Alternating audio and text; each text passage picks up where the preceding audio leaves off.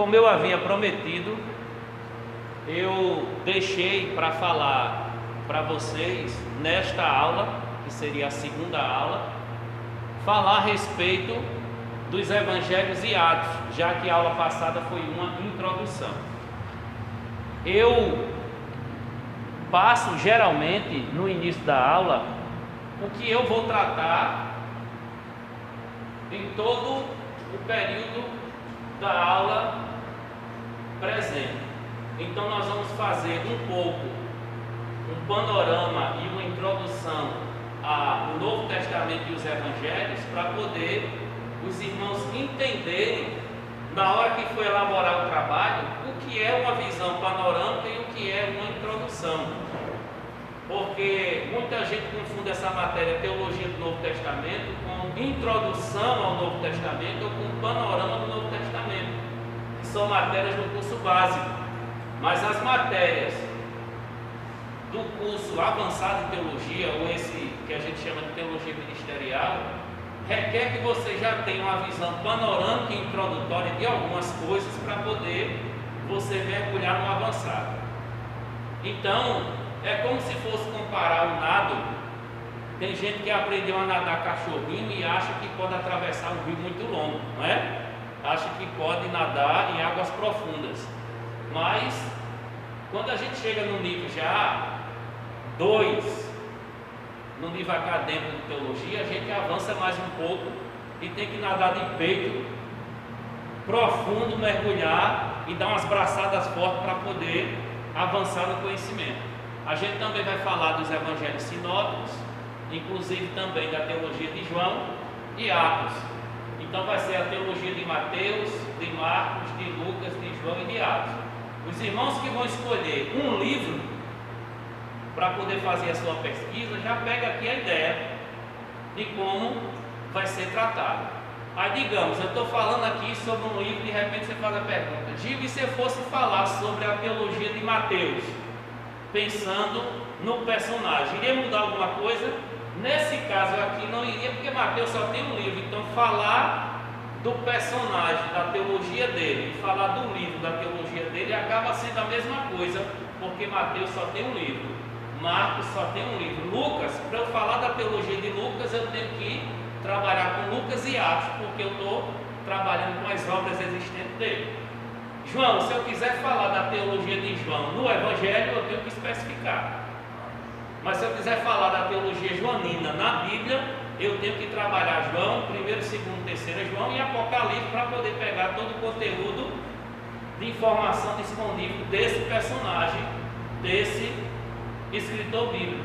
Então, quando chegar na parte final dessa aula, nós vamos ter de alguma forma uma reorientação de como fazer o trabalho. E quem tentou fazer alguma coisa desse final de semana para cá, de sexta para cá, e apareceu dúvida, a gente tira no final essa dúvida que os irmãos têm, tá certo? Então, primeiro, o que vem a ser uma visão panorâmica do Novo Testamento. A visão panorâmica do Novo Testamento fala sobre a política, sobre a religião do mundo bíblico, fala sobre a questão geográfica, a questão do tempo cronológico do mundo bíblico, fala das heresias e filosofias dominantes na época, fala dos recursos materiais disponíveis e fala também das línguas e os escritos que havia na época. Então, quando eu estou falando sobre esses pontos do Novo Testamento ou do Antigo Testamento, ou de alguma época bíblica, eu estou tendo uma visão panorâmica. Então, se eu estou tratando desses pontos aqui no meu trabalho, o meu trabalho ainda não está valendo um ponto da teologia do livro, porque eu ainda não entrei na teologia do livro. Dá para entender o que eu estou dizendo? Se você fala sobre esses pontos aqui, não é ainda a teologia do livro, são questões panorâmicas e introdutórias sobre o livro. Eu posso falar sobre o livro de Romanos, o livro de Atos, o livro de Hebreus, e tratar sobre essas questões do mundo da época, e depois que eu trato sobre isso, entrego o trabalho, aí o professor vai dizer: isso aqui foi um trabalho panorâmico do livro de Hebreus, ou foi um trabalho teológico do livro de Hebreus? Se a pessoa entregar só essas informações, não foi uma teologia e não serve para essa matéria. Essa matéria é a teologia. A teologia são os pensamentos teológicos que o autor ou o livro apresenta. E a gente vai construindo isso, mostrando nessa aula. Então, olha, a política e a religião do mundo bíblico se entrelaçavam. Aquele grupo religioso se tornava um partido político e aquele partido político se envolvia em questões religiosas para poder se aproximar do povo. Hoje não é mais assim, né? Graças a Deus o povo religioso fica num canto e o povo político fica no outro, né? Eles não se misturam, não é verdade? Não. Até hoje é assim. Igreja e Estado, política e religião estão sempre conversando, estão sempre dialogando para ver a melhor forma de fazer pelo povo ou explorar o povo, dependendo desse grupo, se ele é do mal ou do bem. Então, quando a gente pensa em fariseus, saduceus, essênios, herodianos e muitos outros grupos da época, nós estamos falando de movimentos políticos e religiosos da época do Novo Testamento. Agora, quando nós estamos falando do mundo do Antigo Testamento, Canaã, Babilônia, Pérsia, Grécia, e depois a gente se volta para o Novo Testamento, o mundo romano se foca na Judéia, na Galileia, nós estamos agora em um cerco pequeno, em um espaço geográfico pequeno, para tratar de uma comunidade que tem uma característica religiosa, filosófica e política, comportamentos que vão ajudar muito, se você estudar, a entender por que tomaram determinadas decisões e por que reagiram quando Jesus chegou de determinada forma. Então, estudar a geografia, estudar os costumes de um povo em um determinado tempo e espaço ajuda muito a você entender a passagem bíblica que você está lendo. Então, se você lê a Bíblia achando que está aquela passagem no Brasil na época de hoje, é uma ilusão. Quando você pensa em casamento na Bíblia, você não pensa no casamento como é feito aqui no Brasil nessa época de hoje. Quando você pensa em alimento, em horário de comer e dormir, em trabalho, é muito diferente do que a gente vive hoje. Então, voltar-se o passado e invadir e aproximar essa distância geográfica e cronológica é muito importante para compreender qualquer passagem bíblica. Por que eu estou dizendo isso? Porque tem muita gente que faz uma leitura da Bíblia achando que o escritor é brasileiro, achando que o povo que está lá é brasileiro, e faz uma interpretação para pregar para o povo brasileiro como se aquele texto foi feito no Brasil para brasileiro. E aí faz uma interpretação totalmente absurda que não tem nada a ver com o que o autor estava escrevendo na época e a intenção que ele estava escrevendo na época. E quando você está estudando uma teologia de um livro ou de um escritor do livro, você vai perceber a necessidade que você tem de perguntar para o texto o que realmente o autor está querendo dizer com isso, e não você decidir o que ele está querendo dizer. Então não é você lançar o seu pensamento no texto, é extrair o pensamento que o texto está falando. E olhe, como eu disse na aula passada, é importante até conhecer alguma coisa da língua original para poder você ter certeza do que você vai falar, para não acontecer de falar heresias. Todo mundo aqui sabe o que é heresia? Todo mundo aqui sabe o que é heresia? Me ajuda aí. Definição de heresia. Qualquer irmão ou irmã. É um ensinamento que não está de acordo com a Bíblia. Um ensinamento que não está de acordo com a Bíblia. Quem dá mais? Coisa sem anexo. O que mais? Coisa sem anexo, coisa sem fundamento. O que mais?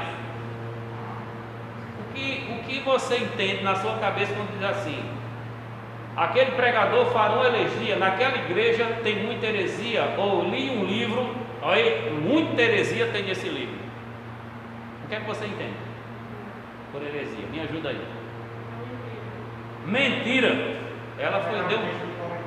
Como é? Interpretar um texto de forma incorreta. O que foi falado aqui está dentro. Heresia é uma mentira religiosa, embora esteja usando a Bíblia como base. Há a possibilidade de você abrir a Bíblia hoje e ensinar as pessoas a ir para o inferno, elas pensando que estão indo para o céu. É possível isso? É. Por isso que muitos livros de heresias e seitas diz que a Bíblia é a mãe das heresias, porque a maioria dos ensinamentos distorcidos da Bíblia vem a partir da leitura errada ou precipitada de alguns textos isolados que muitos pais hereges costumam pregar para seus filhos. Então, heresias havia na época. Filosofias humanas, principalmente vinda da Grécia, principalmente forçada pela elite dominante romana da época. Então essas filosofias, essas heresias apareceram nas igrejas de duas formas: pessoas que se convertiam de Araque, entende essa palavra? Não era uma conversão verdadeira, era uma falsa conversão, e aí adentravam nas igrejas, e ao chegar na igreja ensinava de forma distorcida, e aí se tornava um presbítero e um bispo e dividia o povo.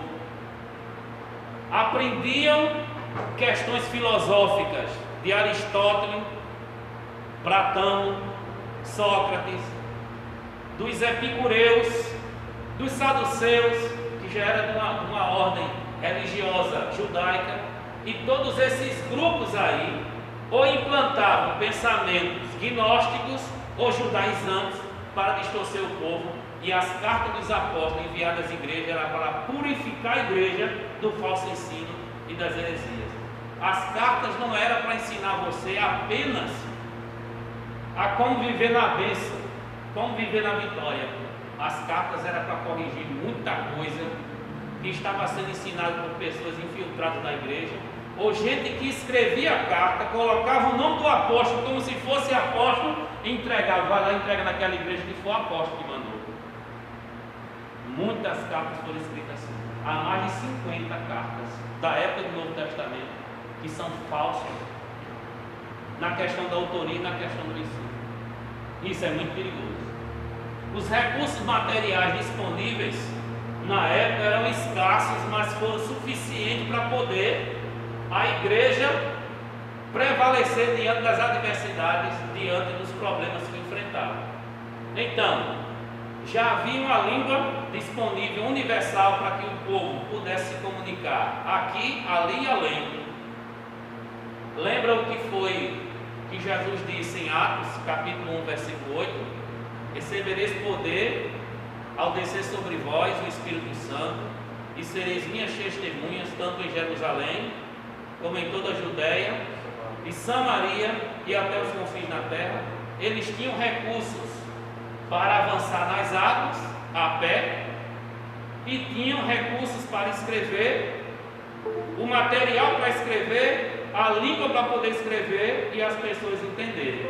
Então eles não colocaram desculpa porque não tinha ar-condicionado, cadeira acolchoada, não tinha lugar fixo para poder se reunir, principalmente depois do ano 70 que o templo foi destruído.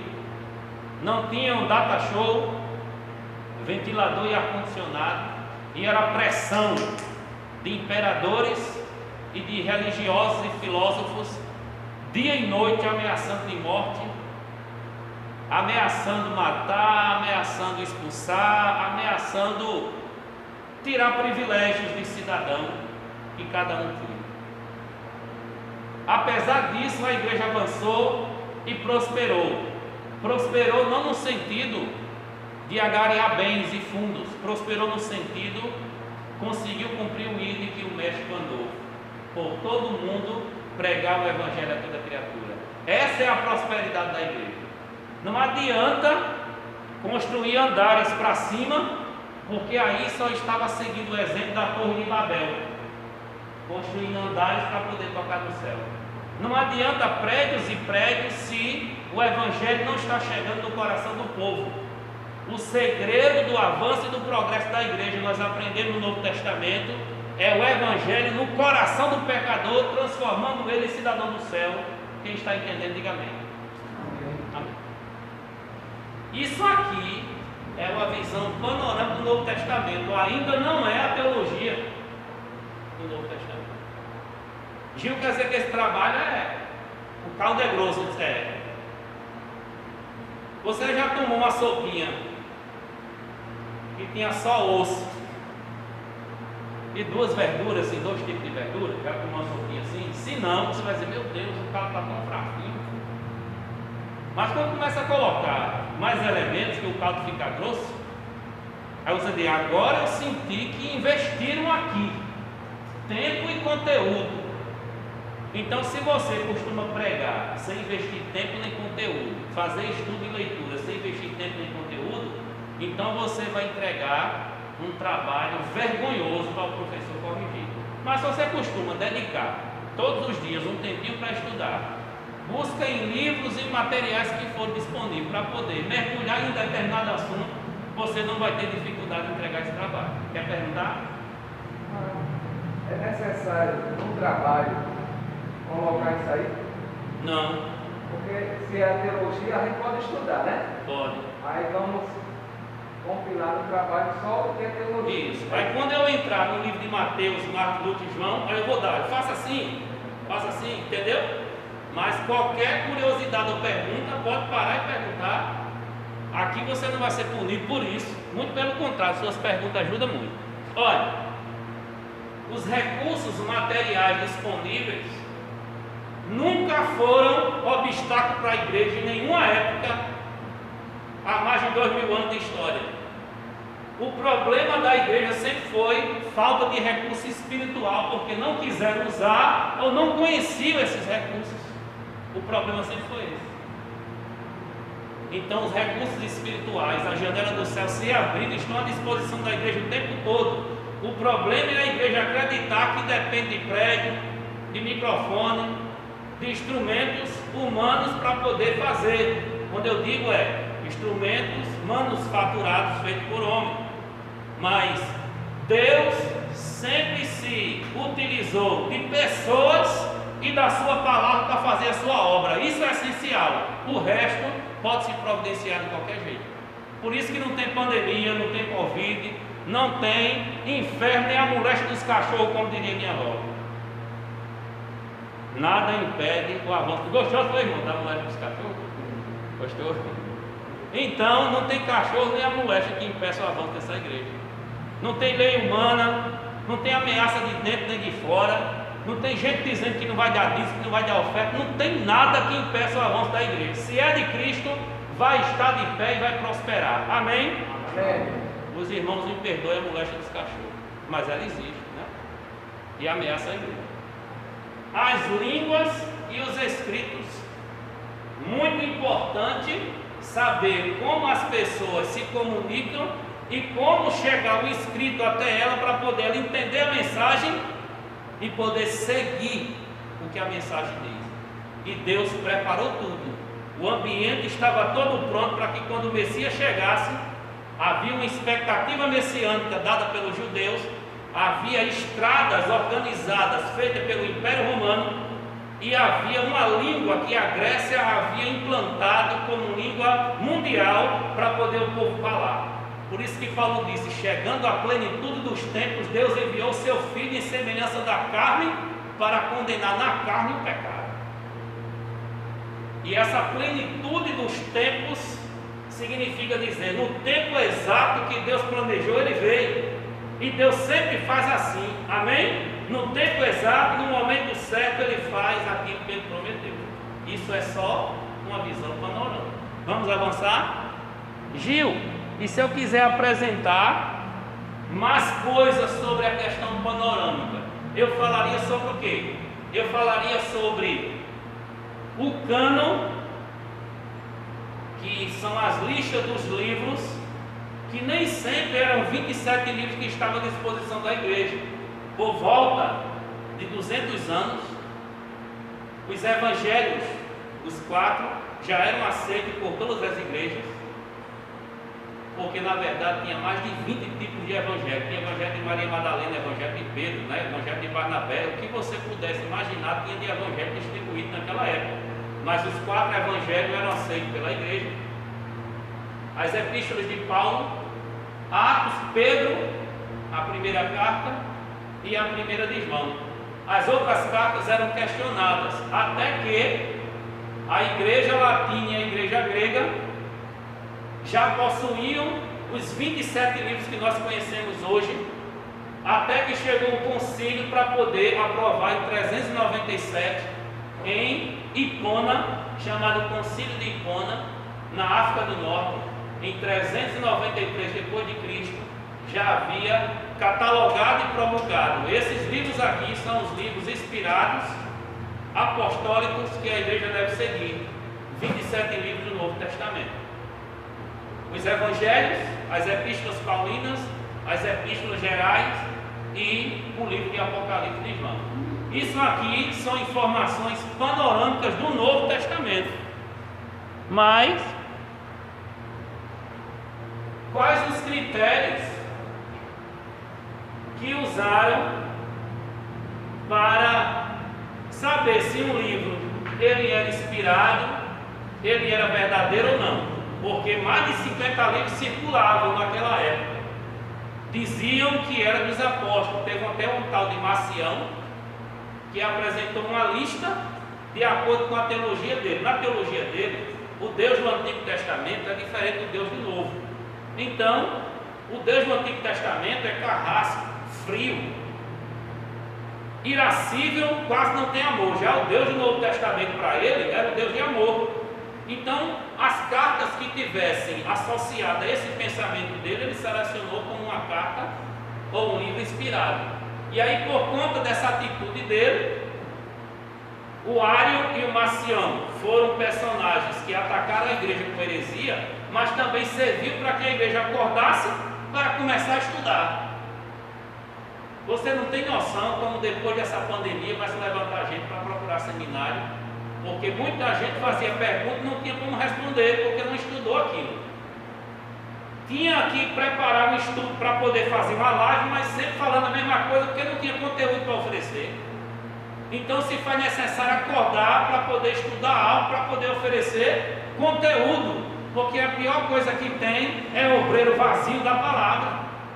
Timóteo, a segunda carta, Paulo escrevendo no capítulo 2, versículo 15, ele disse a Timóteo: Timóteo, você está começando agora como obreiro, procura apresentar-te a Deus aprovado, como obreiro que não tem do que se envergonhar e que maneja bem a palavra da verdade, para que os obreiros de hoje não sejam apenas gerentes de tarefas, executores de ordens administrativas. É necessário que haja seminários, escolas bíblicas, para poder afiar a ferramenta chamada Palavra de Deus. Amém? Eu estou meio coisado hoje, né? Meio coisado. É preciso ver a origem do livro. Se a origem veio dos apóstolos, separa que esse livro aqui, a gente já tem um crédito já. Origem apostólica. Segundo, essa carta foi escrita para quem? Foi escrita lá para os irmãos de Éfeso, Filipenses, Tessalônica, Colossos. Paulo esteve lá, o outro apóstolo esteve lá. Então separa, dependendo do destinatário, esse conteúdo aqui é possível ser inspirado. Vamos analisar. Mas o ponto-chave poderia ser um destinatário errado, uma origem errada, mas havia necessidade de haver harmonia da regra da fé, ou seja, o cânon. Os livros que já eram considerados inspirados do Antigo Testamento e os demais que iam sendo separados e reconhecidos como inspirados serviam de modelo para avaliar a doutrina do outro. Havia uma análise teológica de cada livro para poder saber se o que estava sendo ensinado era realmente verdadeiro. Muitos livros foram escritos por falsos cristãos para semear heresias na igreja e estes livros foram desclassificados da lista sagrada, que era chamada de cânon.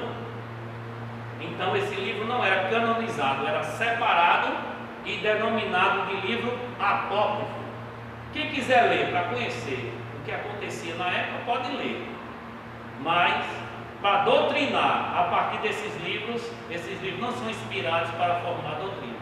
Inclusive, no Antigo Testamento a gente vai estudar os livros apócrifos que a Igreja Católica adotou como inspirado, mas que não tem fundamento.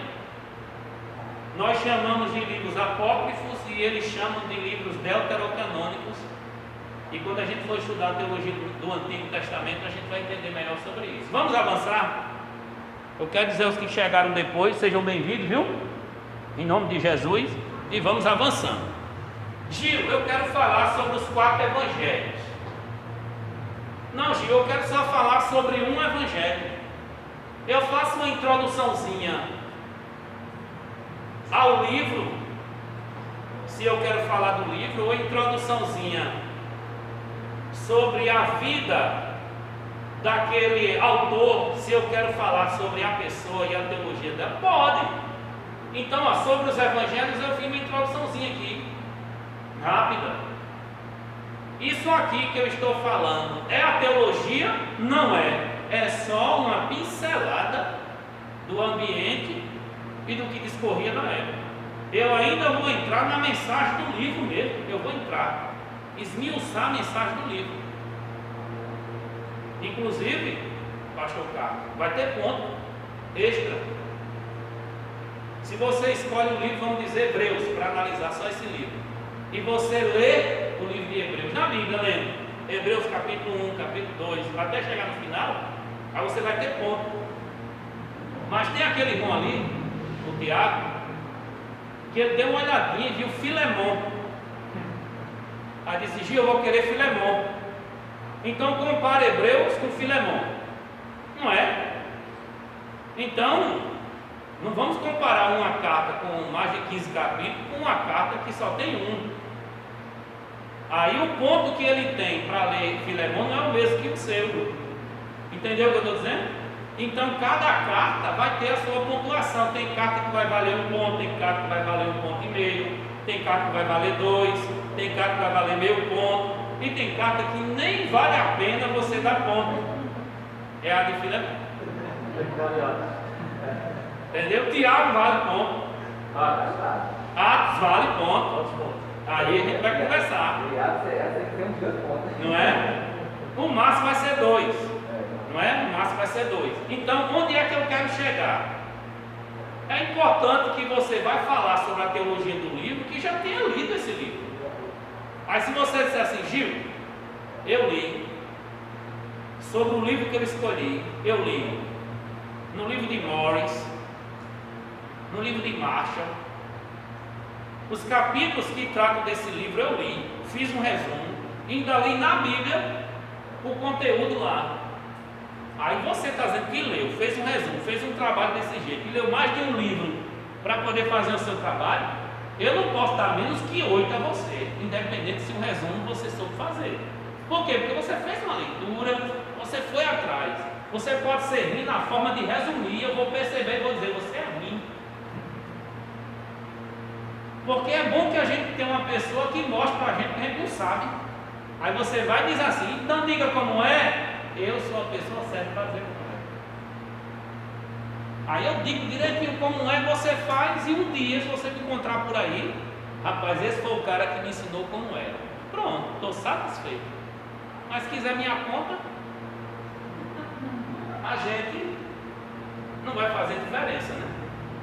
A palavra evangelho, que se utiliza para classificar esses 4 livros, Mateus, Marcos, Lucas e João, é porque esse livro fala muito: evangelho, evangelho, evangelho, evangelho, aí acaba dizendo os evangelhos, porque vai falar da mensagem de Cristo sobre Cristo, e a mensagem de Cristo sobre Cristo é o evangelho.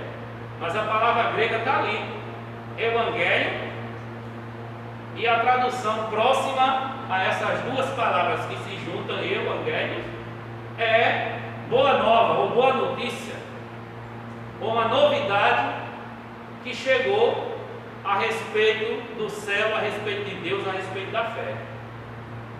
Os evangelhos tratam da vida e da mensagem de Jesus, mas tem 3 que falam praticamente as mesmas coisas nas mesmas ordens, por causa dessa visão conjunta e dessa mesma perspectiva.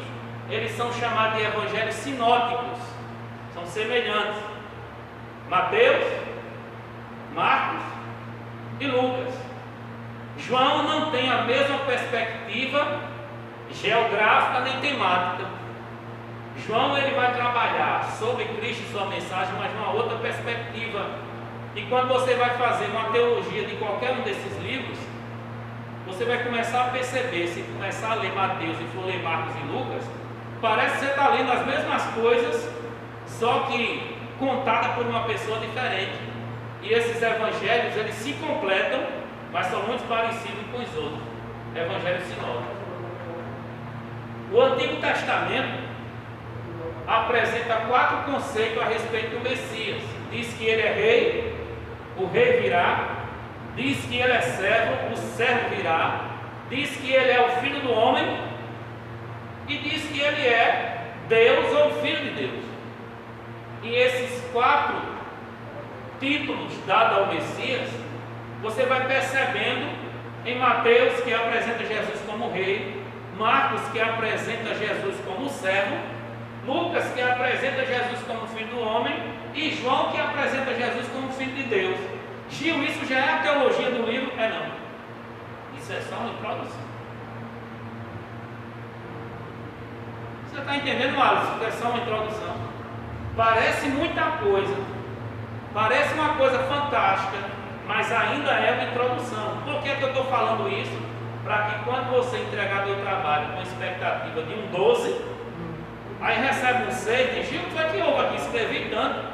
Mas você falou muito de coisas introdutórias, coisas panorâmicas, mas não foi a fundo na mensagem do livro, ou na mensagem do autor, dependendo do que você for escolher. Os 4 evangelhos poderiam pretender alcançar 4 grupos destinatários. Um olhou e disse: rapaz, eu vou escrever para os judeus. Outro olhou e disse: eu vou escrever para os romanos. Outro olhou e disse: eu vou escrever para a igreja. E outro disse: eu vou escolher para os gentios. Então cada um escolheu um grupo e disse: vou focar na linguagem e vou focar na mensagem para esse grupo.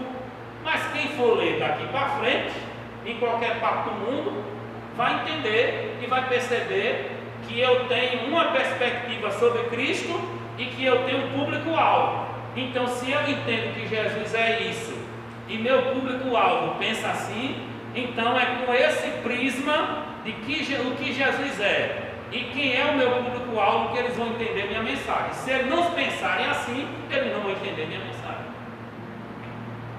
Então eu preciso ter uma visão do todo para depois ter a visão da parte. Isso vai fazer uma diferença grande. Está ajudando a aula, sim ou não? Está ajudando?